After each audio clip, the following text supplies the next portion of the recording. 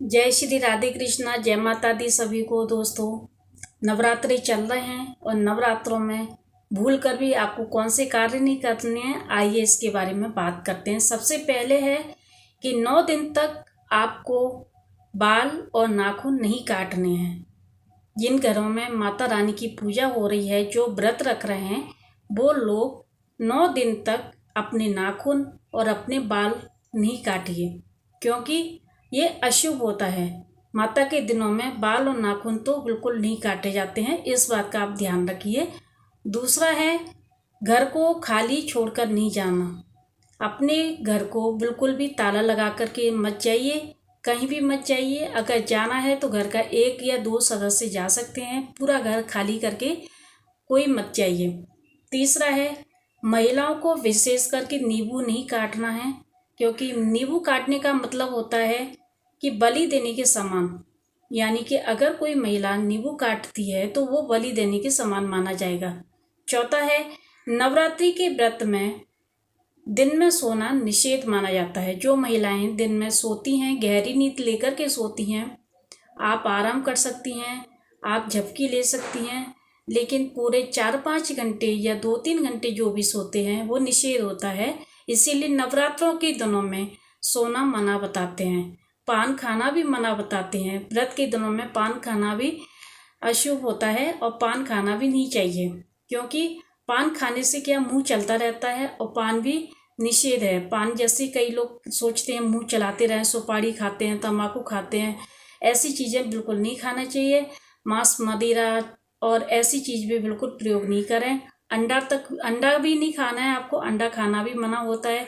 इन 9 दिनों तक आप माता रानी के जो भी भक्त हैं वो शराब, बीड़ी, सिगरेट, तंबाकू, ऐसी चीज़ें, तंबाकू, ये अंडा वगैरह ऐसी चीज़ें आपको नहीं खानी है। सिलाई, कढ़ाई, बुनाई।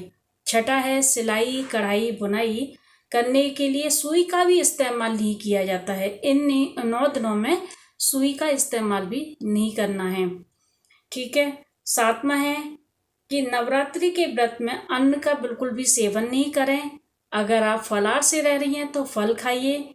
अगर आप सागार से रह रहे हैं तो ये समा के चावल है, उनकी खिचड़ी बना लीजिए, कूटे के आटे की पकौड़ी बना लीजिए, कोई भी चीज़ बना लीजिए। सागार या फलाहार से आप रहते हैं तो व्रत माना जाएगा।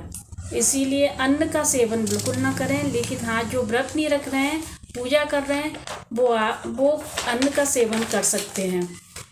9वां है, यदि आपने अखंड ज्योति नहीं जलाई है, अगर किसी ने अखंड ज्योति जलाई है तो भी आप दीपक जलाइए, और नहीं जलाई है तो भी आप सुबह शाम माता रानी की आरती जरूर करें और माता रानी को दीपक अवश्य जलाएं। 10वां है, विवाहित स्त्रियों को माता रानी को 16 श्रृंगार अर्पित करना चाहिए।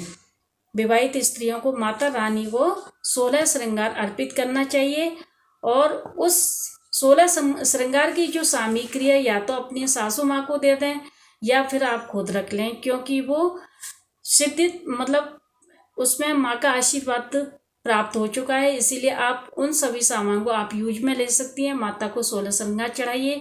अगर आप दान देना चाहती हैं या फिर आप अपनी सासू माँ को दे दें, या कोई बड़ा है या बड़ी हैं कोई, उनको दे दीजिए और माता को 16 श्रृंगार का भोग अवश्य लगाइए। माता रानी अति प्रसन्न होंगी, आपको भरपूर आशीर्वाद देंगे, आपका सुहाग बना रहेगा। इसीलिए इस 16 श्रृंगार का बहुत बड़ा महत्व बताते हैं।